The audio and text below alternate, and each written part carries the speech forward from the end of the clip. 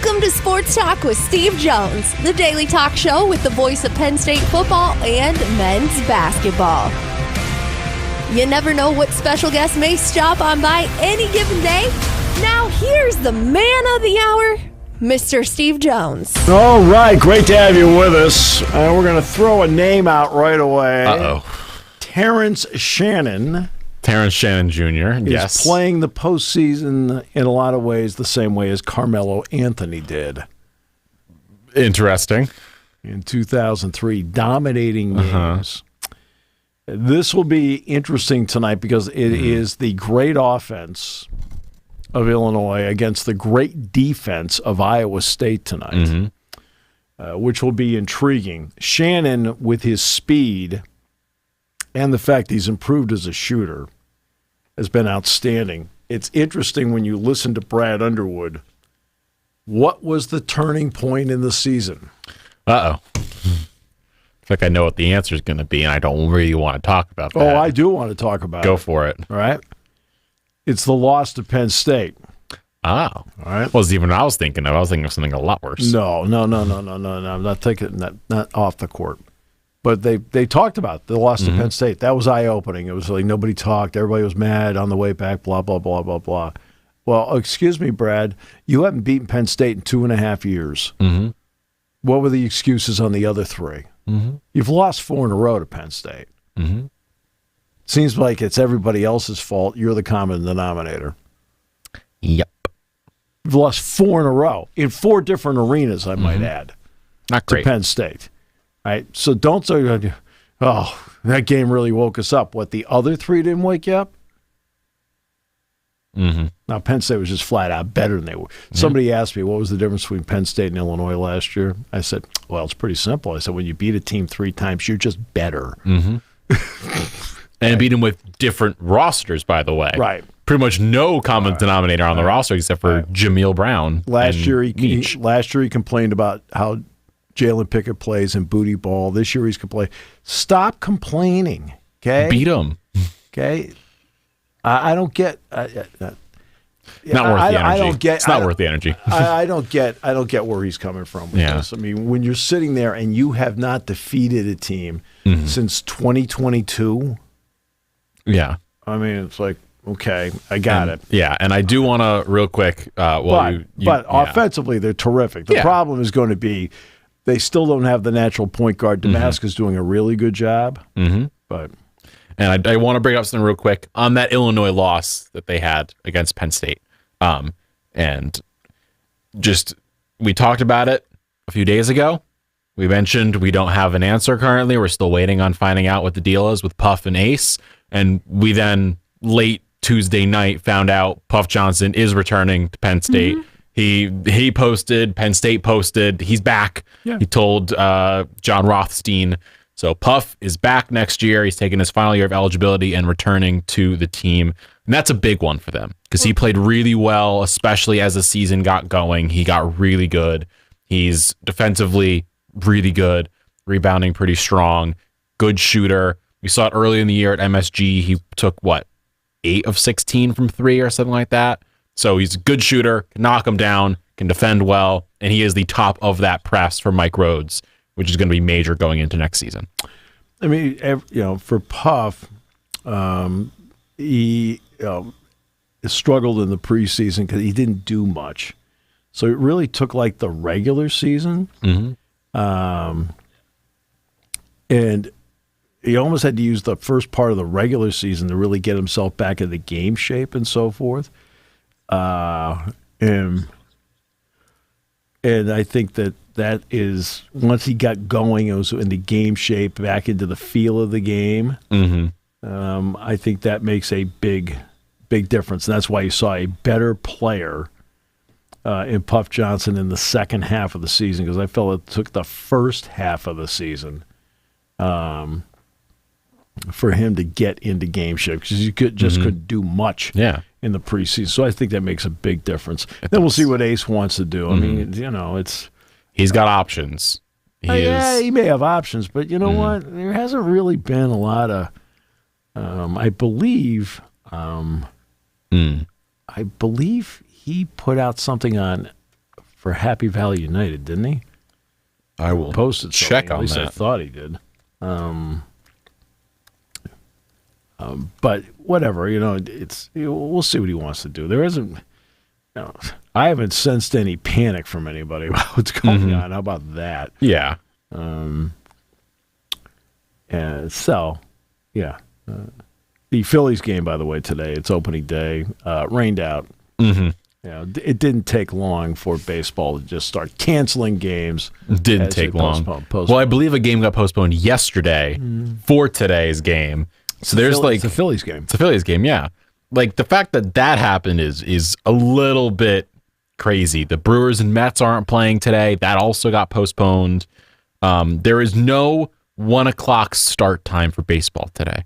It is notoriously baseball's a 1 p.m. is when baseball starts. That is what happens. 1:05, whatever it is. The first game today is the Angels versus the Orioles at 3:05. That is game one. You've got Tigers, White Sox, Twins, Royals, Yankees, Stros, Pirates, Marlins, Giants, Padres, so on and so forth. All the way down to the fact that the two games that were meant to start at 1:00 are both postponed. So doubleheaders tomorrow. Other than that, it's great. Oh, it's a great time. But they've already had the Padres and the Dodgers in South Korea. And speaking of being there and news stories that came out of it, I've not talked with you about this, and I do want to hear. Let me tell you one quick Oh gosh, Korea story. Mm-hmm.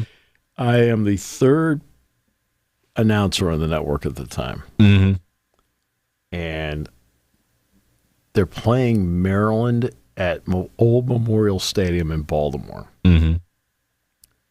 Guy comes into the booth. He's a friend of Frank Gardenia's at the time, and I guess he was working in the CIA. Oh boy. Uh-oh. The laugh scares me. So we're just standing there in the back of the booth before the game, and he's talking to Frank and whatever. He says, "Yeah, I just got back from overseas." And Frank says, "Oh yeah, where'd you come back from?"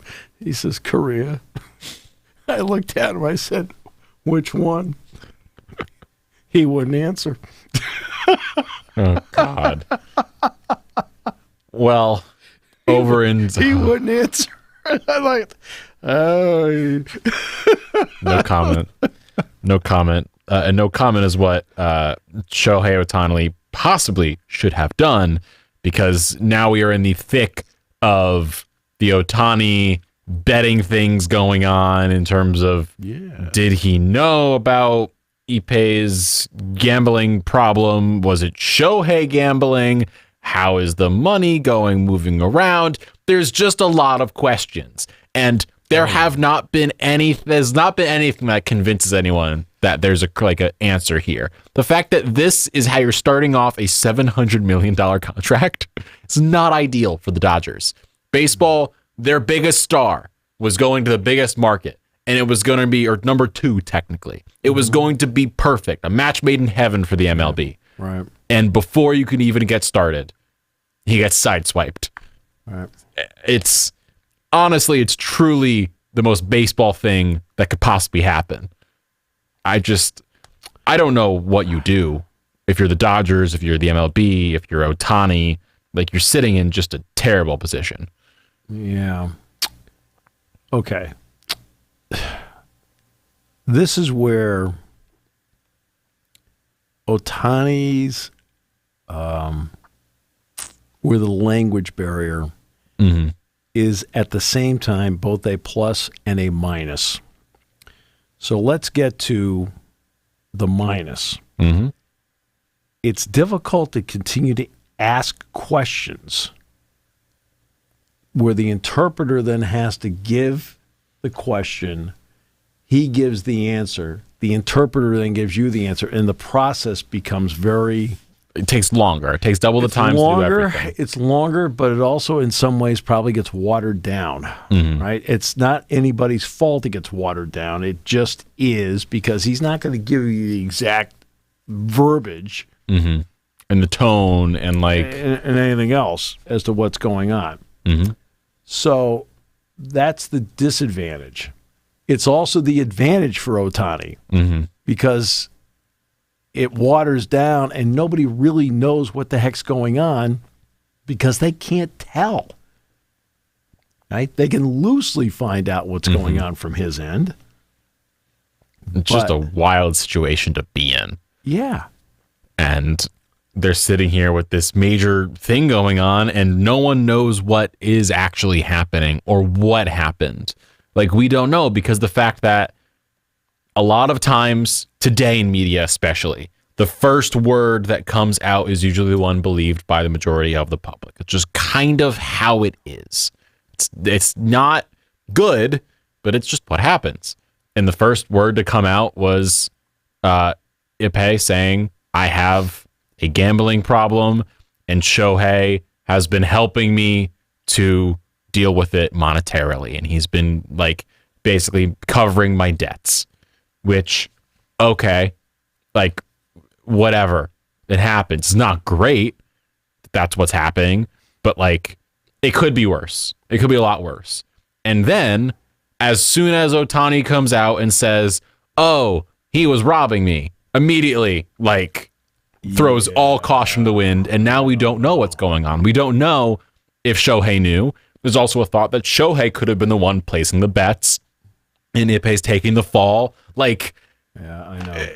It's a bad situation to be in. It's a convoluted story. And there's no answer because, like, trying to talk with a bookie is not really something easy to do. I mean, the odd thing is that, like, when ESPN interviewed the interpreter, and they got this rather long, involved story from it, well, guess what the interpreter can do with complete ease? Speak English. Right? Yeah. There's no need to interpret with him. He already does that for a living. He's fluent. Well, he laid the whole thing out as to what he says happened. And now the problem is all the backtracking. Okay, it makes no sense. And not only does it not make any sense, the fact that it is labeled and listed as a loan, that doesn't make sense. Now, I understand that what the reasoning is behind it. It's, you know, words mean something. Yeah. Okay. And we have now been in 20, let's say 30 years of using language in a certain way. All right. Ever since the world famous, it depends what the definition of is. It's always interesting when the president of the United States says that. Like, okay, what the heck's he talking about? And now we use all sorts of terminology, words that, like, you know, like, have specific words have specific meaning. Right. So if you hear a certain word, it you can jump to a conclusion. But you have to like go through the code now as to what the words mean. Like, and it's just disgusting. Right? I mean, I watched somebody from the National Transportation Safety Board last night. Okay. She gets up there and she's talking about what happened in Baltimore. Look, just get to the black box. And we did this, and we did this, and we boarded it. I'm like going, oh, well, you just stop talking. I don't care what time you boarded the ship. I don't care who you took with you. Whatever. What does the black box say? Okay. It's the only reason I'm listening here. 20 minutes in, we get a guy at least telling us what the black box is. I'm like, well, and our team, and I don't care about your team. I don't care about your partners, okay? Just get out there and just, in plain English, tell us what you know. Okay? That's all you got to do. Plain English. What you got? That's why you see me with press releases. I'll tell you blah, blah, blah, blah, blah, blah, because that's all it is blah, blah, blah. I don't respect any of it. I sit there going, like Roger Goodell, for example. Okay? Well, let's go into a sports part of it. So Roger Goodell, okay, has a press conference at the Super Bowl. It's invitation only. What, you can't answer questions? What the heck? You are overseeing a $25 billion industry, right? That people are deeply interested in. You can't answer questions, right? That's why I'm going to be interested to see what Charlie Baker does as the head of the NCAA, because Mark Emmert was disgusting in these. They would give you 1 hour with him. He would spend the first 40 to 45 minutes filibustering, talking about this and this and this, like no questions yet. Just talk. Then he'd take 2 questions. I don't care what you're doing. If the goal was to get people to walk out, no, you're just trying to wait people out? Come on, be an adult. Answer the questions. It's all right, okay? Some of them aren't that hard. Yeah. That's just my opinion. I just think I watched this thing last time going, oh, one of these people. Right? I don't care about your team. I don't care who you took on the ship. I could care less. Okay? What does the box say as to what happened at the time? Okay? Let's fast forward to that part. Oh, brutal. Well, getting away from Ohtani and the gambling stuff. But I'm saying, though, I know. Like he gets up there in a press conference, and I still don't know what he said. I still don't know. I mean, the fact that they called a press conference tells you that they're desperate. Yeah. And now going away from the Dodgers Ohtani stuff to just baseball in general. Baseball's back. I'm excited. You're excited. Baseball season's fun. It's always fun. We have to make the discussion, and I'd be remiss if I didn't ask about it, is going into this season, looking across the board, where do you feel, and who do you feel strongly about across the sport in terms of getting to a strong place in the playoffs, whether that be in the World Series or getting to win the championship? The Dodgers are the favorite. Okay, they're loaded. What's going to be key, it's not Ohtani. After really an awful spring, how good's Yamamoto? So he got rocked. Right? I mean, there are pitchers here in State College in kid pitch that had lower ERAs. And they're trying to get the kids to hit it. Okay. That's big. And then how are they going to handle the shortstop part? Because Mookie Betts can play a lot of places. The fact that he's the opening day shortstop, I've seen him play in the outfield. When he played against the Spikes, he played second base. He's good. He's a good infielder. Shortstop's a little different, so we'll see what that does for their infield defense. I think that the Yankees will always be interesting. The problem is I just don't think they're good enough. I think that LeMahieu's in a bounce-back year. He's a year older now. I thought his bat slowed down last year. I thought Rizzo's bat slowed down last year, although he had a good spring training. They say, Juan Soto seems like he's happy. I don't care if he's happy. He's a terrific ball player. I'm going to be interested to see if he takes advantage of the short porch in right field. He should. He hopefully does for Yankees. But Baltimore's the better team. I like Baltimore. Baltimore's not a little. I like Baltimore. I'd pick them as the MLB, the AL favorite right now. I'd put my money on them if I'm putting it on anyone in the AL.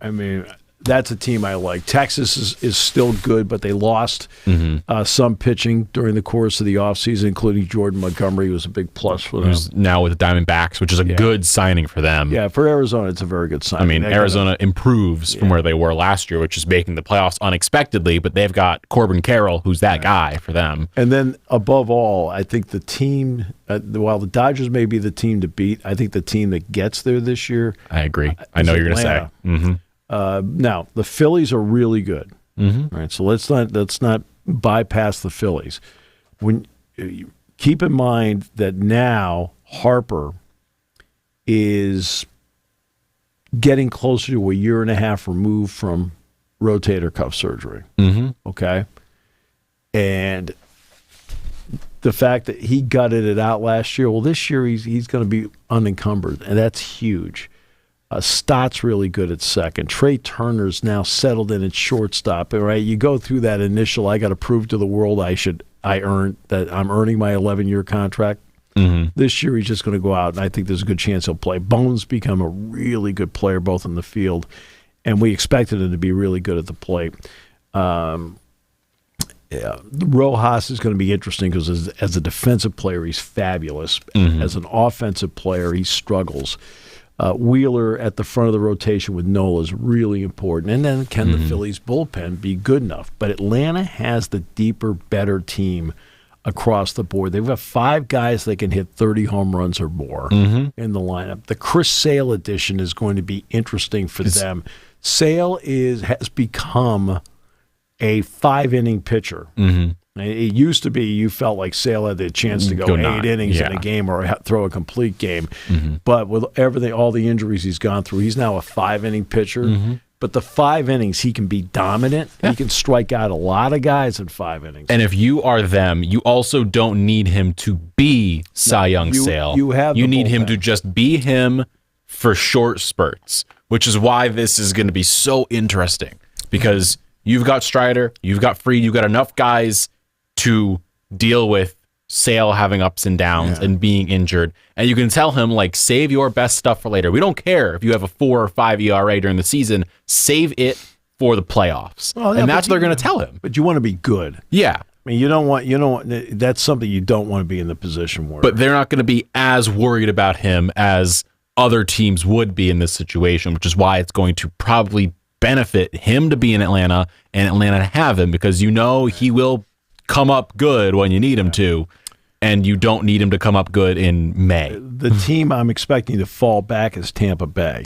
The Wander Franco thing has become a mess for them. He is on administrative leave until the 1st of June, and this is going to be something I can't see him playing at all this year. Oh, it's bad. Whatever is going on, which we don't know full details of, is not good. No, it's not good.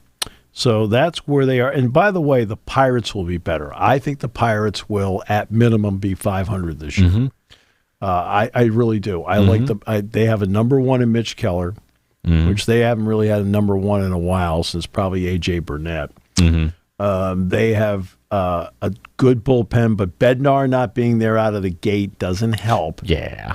Brian Hayes is a wizard at third. And now let's see if his bat starts to match that. And he's got to stay out there every day. And having O'Neal Cruz back on an everyday basis is an emotional lift for them. So that's a big plus. And Brian Reynolds, of course, always going to be good. Oh, Brian Reynolds, like, you've got a good team. He's a pro's pro. And I will ask the question that people are going to ask because, again, I'm a man of the people. I ask the question everyone wants to hear about. Are we going to wait until 25 to see Paul Skeens, or is it going to be sometime late this year? I think sometime late this year. He's looked good so far in the games he's pitched. But again, I have no problem with him being in the minors to start the thing. And if he's pitching well in the minors, then you bring him up. That's fine. But I think you'll see him, barring an injury, of course. I think you'll see him before the year's out. And I think you will not, and I'm not talking September. Like June, July. Yeah. July is my guess. That's my guess is like July 4th. If he keeps going on the path he's going on right now, you'll see him. Because that dude is good at pitching. Yeah, no. It's just what it is. No question. Really good. So who in the MLB, sorry to cut you off, are you most intrigued by team-wise? Is there a team that you're like, last year we saw out of nowhere the Diamondbacks. Baltimore? In other words, can they sustain success? They had success last year, then were swept in the playoffs by Texas. So they're the team that I look at right away, and can they sustain success? I believe they can. The roster got stronger. The fact that Holiday got sent down, I was a little surprised by, but that's okay. Yeah. That tells you about the depth. I was going to say, they have a very strong team across the board. They, of course, have 2 of the top young players in baseball, and Adley Rutschman and Gunnar Henderson. Like, they're sitting with those 2 and a crazy good minors, with Holiday, of course, being the prize of that. And the fact that he got sent down, like, he may not like that, but if you're them, you say, we don't need you right now. Just get as good as you can and then we're going to bring you up, and you're going to do what you've seen Adley do, what Gunnar has done, which is make a real impact and be a really good player. Yeah. Because if he can do that, they added Corbin Burns.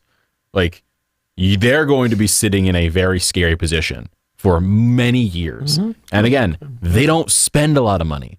So they've got a lot of money in the bank. Let's see what new ownership does. Mm-hmm. They just officially... Let's see what new ownership does. What, yesterday I think they signed off on Rubenstein? They did. So, but at the moment, they haven't spent the money. So if Holiday comes good, and you have Rutschman, and you have Gunnar. Now, part of this is going to be their ability to retain their own players. It's not just what you get in free agency. Can you then give... This has always been the Pirates' problem. The Pirates' problem is like, you got McCutchen, you got Marte, you got Polanco. Okay, they gave McCutchen, they do these deals where they give them what I call arbitration deals. Okay, well, that's good. All right?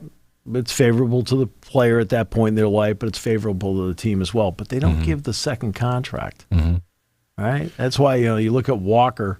He's a Pittsburgh guy, wanted to stay there. They wouldn't give him the contract. Now, he was okay with the Mets, but that's what the Pirates, in other words, they won't give the second contract. Which is why the change and shift that we've seen in baseball to out of the gate, these guys are getting major money contracts. If Rubenstein, let's say he gives, who's the first one up? Would it be Gunnar or would it be Adley in terms of who would get the contract? Who's older? Who's been there longer? I'm not sure which one it is. Whichever one of them it is. If they get a contract like out of the gate for a big number to keep them for a while, I think that will signal to the rest of baseball and to a lot of players, hey, like we are going to start paying, and they have the capital now to pay. So if they pay their 3 young guys, including Holiday, they pay their pitchers, they bring back everyone they need to, then they can go shopping, and they're not in a position right now where the Padres are, or the Yankees, or the Mets, where they have the money to then boost up to get to them, and they can spend a lot more on certain guys, and that makes them really dangerous. Because Baltimore's not a bad place to live by any means. Like, not in a bad position. You're near a lot of places. A lot of players probably would be like, yeah, I'll be there. That's okay with me. Right. So, and if you're there, like, it would go really well for them if they start paying players. Right. So I'm very intrigued by them, and because the Pirates aren't going to do it. No. Okay. They are not going to do it. The ownership will not allow them to do it. Simple as that. Baltimore, changing ownership, may allow them to do it. All right. So the Sweet 16 is tonight. That it is. And tomorrow. My bracket, busted. I know. You're heartbroken. I have no idea. I couldn't tell you in a million years what's in my bracket. Because I fill it out. Like, I just fill it out haphazardly, and then I never look at it again. I could possibly have a perfect bracket bar one team going to Elite Eight, and that one team, sadly, I have in my finals because I massively overestimated them. And still 3 of my 4 finalists are still there. I have 7 of my 8 Elite Eight and 3 of my 4 finalists. It's just I very majorly whiffed on Michigan State. I believe too much in them, and that is my own doing. I believe too much in Izzo. And I didn't believe in his team. It's not a question of believing in Izzo. I didn't believe in his team. I thought they'd just streak and go for it. Okay, this is where let's lend a little perspective here for a moment. The Big Ten only has 2 in the Sweet 16. Over here in the back, everybody met their seed line. Okay, they all met their seed line. Okay, so based on the seeds, like for example, Northwestern was a 9. Well, they actually exceeded their seed line. They won their opening round game. Okay, Wisconsin, of course, lost. They did not. They were a 5. They lost to a 12. Nebraska. Okay, same story. Didn't. But Illinois and Purdue were the only 2 that were seeded in the top 4. Well, they're both there. Okay? Yeah. And Illinois, if they win tonight, exceeds its seed line. They're a 3. So how many Big Ten teams did you expect in the Sweet 16? According to the seed line, it was supposed to be 2. Last time I checked, it's 2. Mm-hmm. All right, let's look at the ACC. Okay, the ACC has 3, right? Mm-hmm. Well, NC State exceeded its seed line. Duke and North Carolina have not. Mm-hmm. They're on their seed line. Mm-hmm. Okay? Yeah. So they haven't exceeded their seed line. The only one who has right? is Clemson. Okay, let's go to the Big East. UConn, Creighton, and Marquette all have hit their seed line. Mm-hmm. Oh, wait a minute. Okay, Big 12. Iowa State met its seed line. Mm-hmm. Kansas did not. Mm-hmm. Okay, they were 4. They didn't make it. Yeah. Okay. So you've got to take a long look. I mean, before you start the Big Ten's been a failure this year.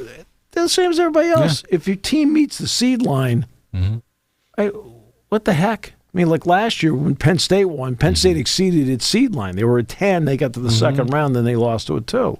Mm-hmm. I mean, that's your seed line. Okay, there aren't many teams in this. Like Gonzaga, as a 5, exceeded its seed line. Yeah. San Diego State as a 5 exceeded its seed line. NC State exceeded its seed line. Clemson. And Clemson as a 6 exceeded its seed line. The other 12 met their seed line. Mm-hmm. Oh, wait a minute. Mm-hmm. Oh. Yeah. When you have 12 teams in there that were all seeded in the top 4 and all 1s and 2s, all they did, they've quote met expectations of the seed line. So it's not a disaster for the Big Ten. I've said what have I said all season long? The Big Ten's down this year. They are. I've said that all season long. I said that in November. I said that in December. I said that in February. But so there's no change in this chair about my opinion of the conference. But in the end, it turned out the top 2 teams in the conference have done exactly what the conference hoped they would do. They're into the Sweet 16. Now, the one that you're looking to see whether they can keep their seed line is Purdue. Anything that Illinois does on the seed line is gravy right now. Yeah. Okay? And that's I don't know. It's that's weird. why it's always confusing to sit over here sometimes. And you'll hear people say something, and you're like going, what the heck are you talking about? And they don't know. But let's go matchup by matchup now, real quick. In the Sweet 16, the first game tonight, Clemson, Arizona, 6 versus 2. Okay, so that's number 1. All right, so 6 for Clemson's a team I do like, especially P.J. Hall. I thought last year when Penn State played them down there had been some thought that Hall would be out for a significant amount of time from an off-season injury, and he came back like 2 weeks before the Penn State game and was a real force in that game because he's a good inside-out player, plays really well. I like their guards a lot. But for Arizona, Caleb Love is such a difference maker for them. I mean, Michigan's loss in transfer is Arizona's gain. I think he's been everything Tommy Lloyd could have asked him to be. I like their defense. I like how they spread the floor and how they run. I mean, Arizona's got to be the choice tonight. They got to be the choice. They're also favored by 6.5 points, so they're feeling good. The second game, moving regions, is the UConn-San Diego State game. It's in Boston. Rematch of the national championship game loosely. It's a rematch. Sort of. It's the same 2 teams, same 2 coaches, but there's a lot of different personnel, and UConn plays a little differently than they did last year. They're not as fast up and down the floor. Look, Ledee is really good. I was going to say he's really really good for San dropping Diego 20 State. Plus points a game. He's really good. Hot. But UConn defends really well. Look, Klingon's a tough matchup inside. Newton does a great job of dictating the pace of the game and adding in Cam Spencer, who was not with UConn last year, as the outside threat.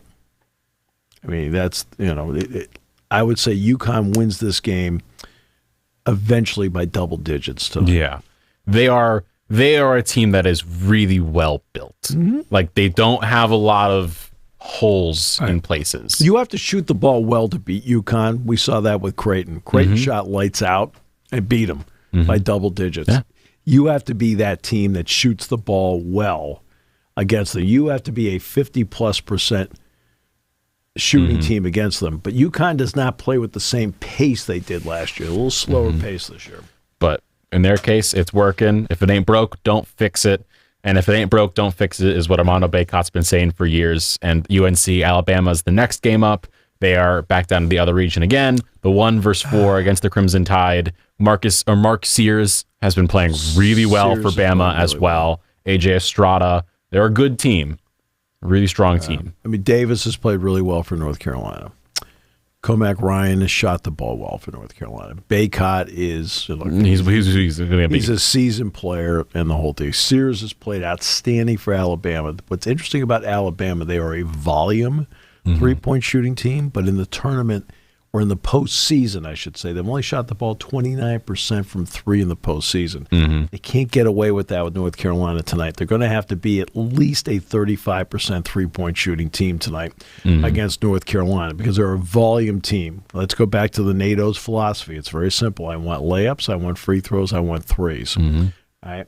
If they're out there taking a lot of 15-foot twos, that plays into what North Carolina wants you to do. And they cannot be a 29% three-point shooting team tonight. They're going to have to be at least 35% to compete against North Carolina. I think this game, 5 minutes to play, will be relatively close. North Carolina will win. North Carolina wins. Well, this has been the most intriguing matchup so far because Arizona-Clemson, Arizona's favored 80% to Clemson's 20% per ESPN. UConn, San Diego State, I'm pulling it up now. UConn's got 86%. And then this one is just about 50-50. It's just barely, it's 50.3% to UNC and Alabama at 49.7%. So it's pretty much evens for them in terms of what they're expecting. The three-point shot. Again, they're a volume three-point shooting team. And the last game tonight. By the way, defensively, they couldn't defend a CYO team. No.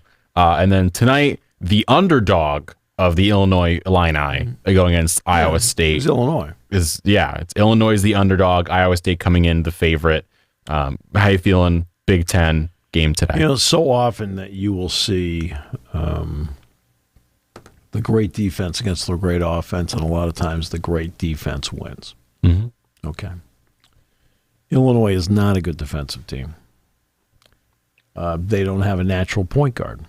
In a lot of ways, as well as Marcus has done running the team, Coleman Hawkins is a better passer of the two as a big man. Hawkins, I think, has been good, not great in the postseason. I've been a little surprised by that. But the key for Illinois, besides Shannon's an obvious. Okay, all right. Dane Danger has been absolutely fabulous off the bench early in the season. He was playing like 9-10 minutes a game. He was hardly getting in. I remember looking at the stats like, okay. And he started to play more. He played a decent amount in Rec Hall. But as the season's gone, they started playing because he's just playing. Like, talk about taking your game up. I think he's a hard guard for Iowa State. I think Terrence Shannon is an extremely hard guard for Iowa State, just on the speed and athleticism. I think Illinois will win. I think it's, normally I would pick the team that plays great defense. Not this time. I'm going to pick the team with great offense. Because I'll say this for Iowa State. Their offense is okay. It's not great. You get in the postseason, and there are spots open on the floor that haven't been open in conference play. So they may find a few open spots, especially against the Swiss cheese of the Big Ten. They're just not a good defensive team. They're just not. I don't understand why with some of the length and quickness they have, but it's almost like they act, all right, I'll play this till we get the ball back. Right? It's we're required to play defense. But that's the part with the athletes they have, I've been baffled by that. But I will pick Illinois to win the game. Picking Illinois to win. For reference, by the way, the leader for each team in terms of scoring, Shannon Jr., of course, 23.3 a game, and Keyshawn Gilbert for Iowa State, 13.7.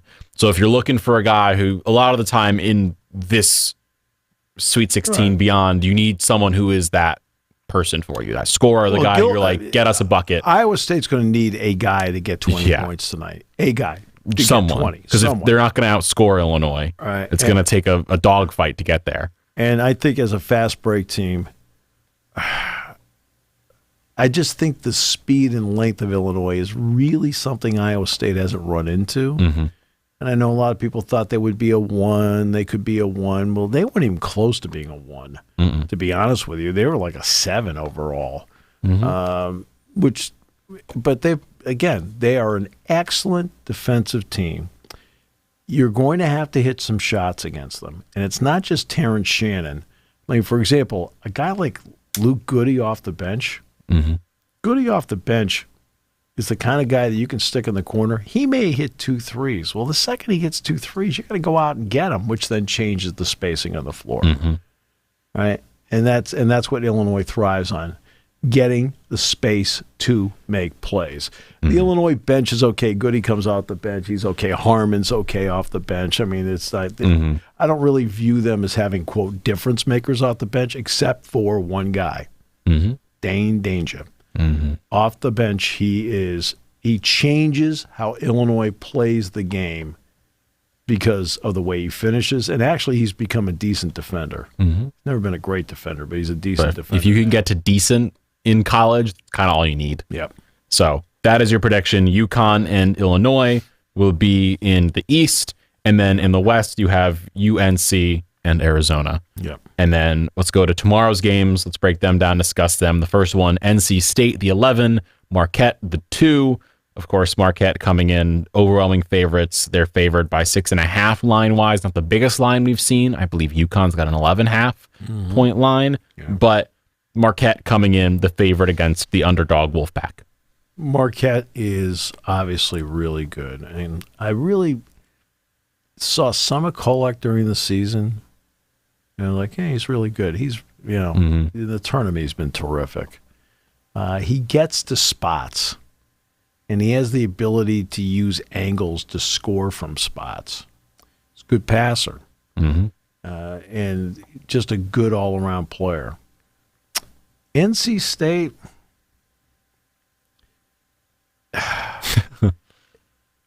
I'm going to pick him to win. Oh, whoa, okay. Give me reasoning. I think DJ Burns is a very tough matchup. This is where officiating is going to come into play, just like it will in the Purdue game. I think officiating comes into play here because he takes that backside of his and he backs you in, and he backs you in, like going, okay. And he can wear you down, but he's such a good passer out of the post. And that's one thing about the tournament compared to they played 5 games in 5 days to get here. Okay. Well, then you get a few days off, and then you play a game.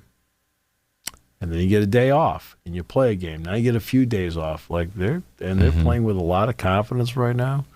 And like the point guard, not a little, a lot. I think Middlebrook's off the bench has been good for them in spelling DJ Burns. I think Morcell is an excellent defender. I can see Morcell on Kolek. I can see that. Because I think Morcell's an excellent defender. What the heck? Let's have some fun. I'll take NC State. Take it NC State. Their game is in Dallas tomorrow night, and they're going to be, I guess, technically the closer team to home in Dallas versus NC State, but that's not going to really matter. It doesn't really matter. But you mentioned Purdue. They are the next game up. They're the 7:30 game. They are in Detroit, so it's pretty much a home game for Purdue. Well, that's the way it's supposed to be. Yeah. UConn's playing in Boston.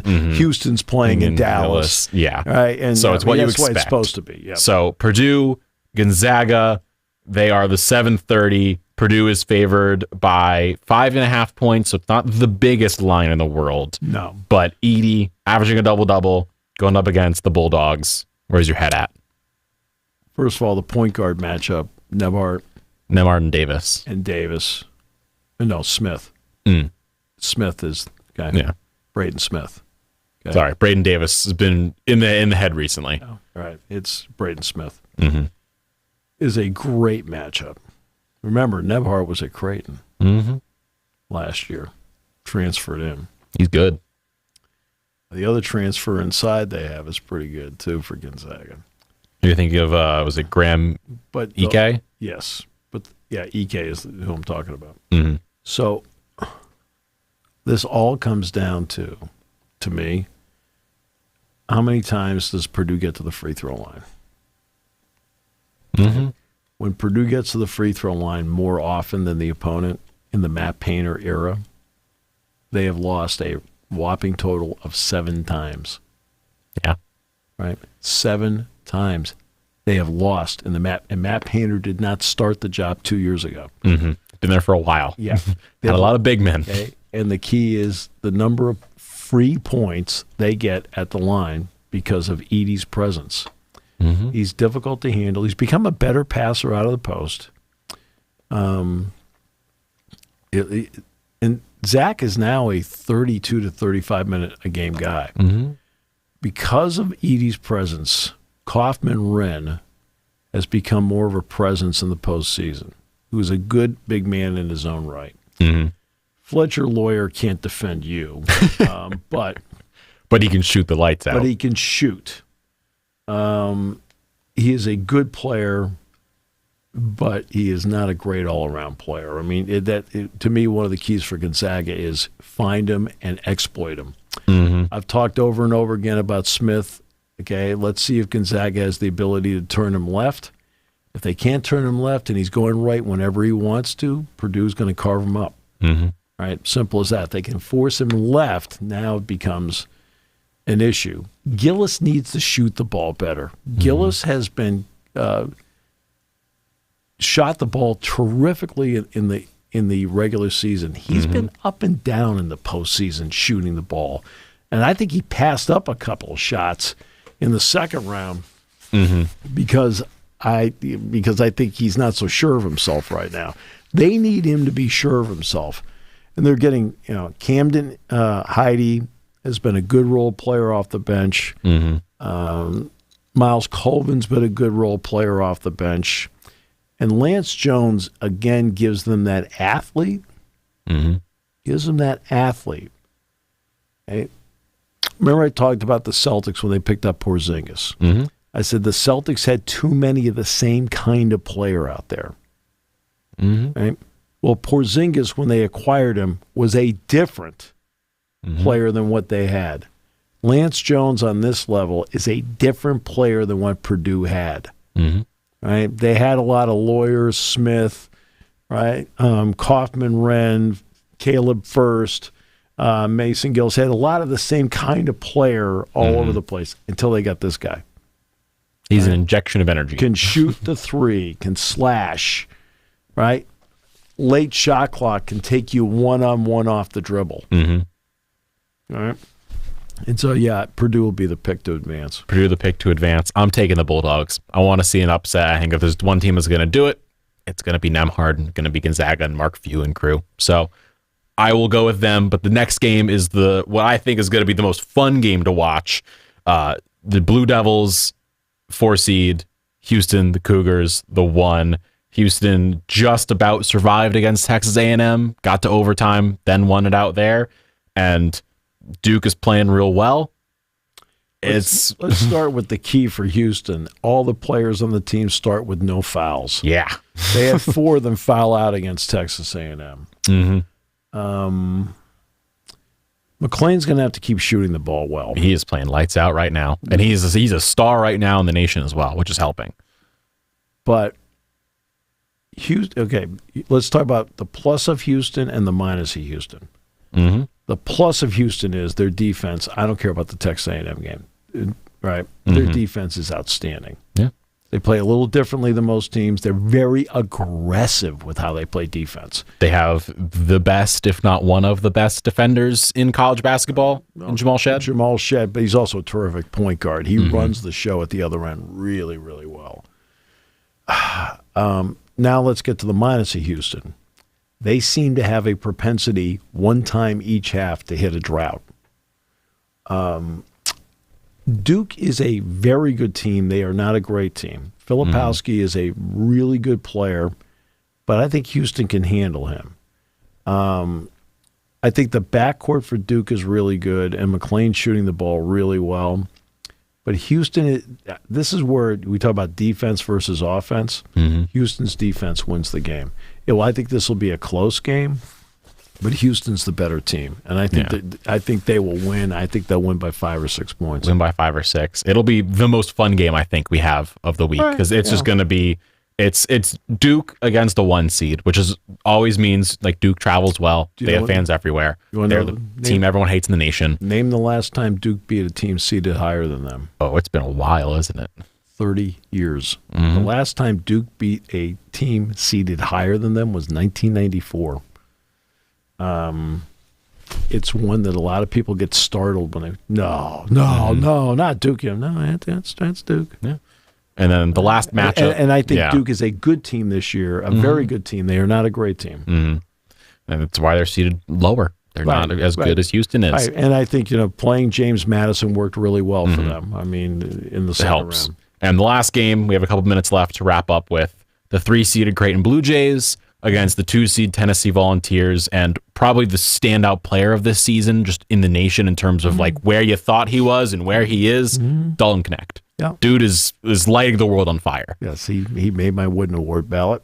Mm-hmm. I will reveal after the award comes out where I voted him. Mm-hmm. Look, Tennessee is a good team with length, athleticism. Knecht, though, has been the difference. You're talking about a guy that is averaging 26% of their points per game. Mm-hmm. That's how important he has been. He's a scorer. They do a lot of damage at the foul line. For Creighton, this whole thing comes down to how many threes can they hit. I think Creighton is going to have to hit at least 10 threes and probably a dozen threes to win this game. Mm-hmm. If they don't, if they are in single digit in threes, it's over. They will not beat Tennessee, in my opinion. Shireman's played well. Every game I saw Baylor Shireman play during the regular season, I was like, I must have hit the wrong night. Mm-hmm. I never saw him play well. Like, okay, I don't quite get why they made such a big deal out of him. Even when they beat UConn, he didn't. I watched the game, like, okay, I don't get it. Well, now you're watching the tournament. He's really good. Yeah. I like him a lot. Was it Ashwood, the point guard? For which team? Creighton. He's a really good player. I like him a lot, the way he plays. But I'm going Tennessee. I think that they are a team with length and athleticism, and I think they'll win. I think in the end they'll win that game by maybe 7 or 8. So you're saying Tennessee, Purdue, NC State, Houston, UConn, the Illini, UNC, and Arizona will be your Elite 8. Yeah, I got some 1-2s. I got a 3 in there and an 11 in there. It'll be a fun ride. It'll be fun to watch, and we will have all the coverage. I think it'll be a lot of fun to watch. Yeah. Absolutely. Who doesn't love March Madness? It's the best time of year, Steve. Well, based on the TV ratings, they love it. I mean, see what North Carolina and Michigan State got? 10.1 million viewers. Cool. Like, wow. One of them was me because I had Michigan State winning. We're not going to discuss that. Yeah. Thank you for listening to Sports Talk with Steve Jones, a 7 Mountain Media production. Come back at 11 every weekday for analysis of the latest happening in the sports landscape.